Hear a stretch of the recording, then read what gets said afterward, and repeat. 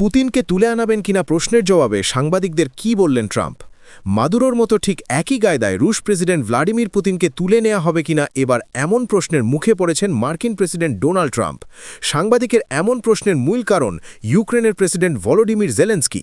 সম্প্রতি জেলেন্সকি ট্রাম্পকে উদ্দেশ্য করে বলেছেন, যদি আপনারা স্বৈরশাসকদের সঙ্গে এমনটা করতে পারেন তাহলে বলবো যুক্তরাষ্ট্র জানে যে পরবর্তী ধাপে কি করতে হবে।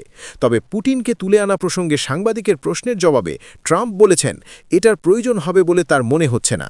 শুক্রবার হোয়াইট হাউসে তেল কোম্পানির নির্বাহীদের সঙ্গে বৈঠকে সাংবাদিকদের বিভিন্ন প্রশ্নের উত্তর দেন ট্রাম্প।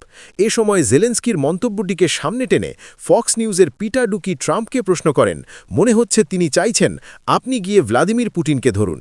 ওই সাংবাদিক আরও জিজ্ঞেস করেন, আপনি কি কখনো পুতিনকে ধরার জন্য কোনো অভিযান চালানোর আদেশ দেবেন?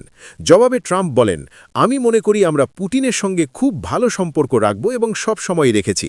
মার্কিন প্রেসিডেন্ট আরও বলেন, 1 বছর ধরে রাশিয়া ও ইউক্রেনের মধ্যে যুদ্ধবিরতির জন্য তার মধ্যস্থতার চেষ্টা সফল না হওয়ায় তিনি অত্যন্ত হতাশ।